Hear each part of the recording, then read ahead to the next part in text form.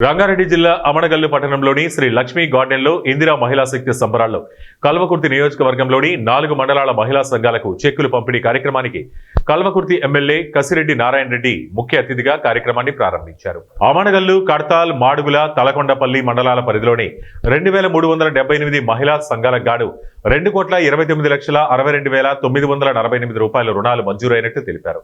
అమనగల్లు మండలంలో 285 సంఘాలకు 29,41,073, తలకొండపల్లి మండలంలో 723 సంఘాలకు 76,06,043, కడతాల మండలంలో 554 సంఘాలకు గాను 48,59,621, మాడుగుల మండలంలో 816 సంఘాలకు 5,76,56,211 రూపాయల చెక్కులను సంఘాలకు ఎమ్మెల్యే కసిరెడ్డి నారాయణ రెడ్డి అందజేశారు.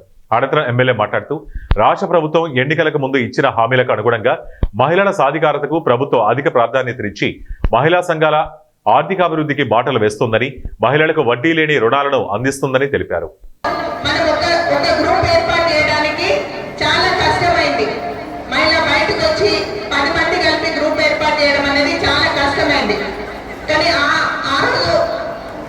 దాదాపు 30 సంవత్సరాల క్రితం పెట్టిన కృషి అనేది ఈరోజు ఇక్కడ మనకు కనబడుతుంది. ఒకే సంఘం ఏర్పాటు వల్ల మనకు వచ్చిన లాభం ఏంటి అనే విషయం గురించి మాట్లాడితే, మనం ఒక్కరిగా ఉంటే ఎక్కడ గుర్తింపు ఉండదు. 10 మంది కలిసి మీరు గ్రూప్ చేసుకోవడం వల్ల మిమ్మల్ని బ్యాంకరు ఎటువంటి కొలెటరల్, ఎటువంటి షూరిటీ లేకుండా, జమానత్ లేకుండా ప్రతి గ్రూప్ కి 10 లక్షల వరకు, 20 లక్షల వరకు లోన్ ఇవ్వడం జరుగుతుంది. ఇంకొకటి, లోన్ ఇవ్వడానికి ఎటువంటి పరిమితి లేదు. మనం ఒక మెంబర్ కి 5 లక్షల లోన్ ఇచ్చిన తర్వాత 6 నెలల తర్వాత ఈమె రీపేమెంట్ చేస్తే మళ్ళీ ఏదైనా అత్యవసరం ఉంటే 6 నెలల తర్వాత మళ్ళీ ఆ మెంబర్ కి లోన్ ఇచ్చే అవకాశం ఉంది. ఈ విషయాన్ని మీరు అందరూ గుర్తుపెట్టుకోండి. అందరికీ కూడా అనుభవం ఉంది.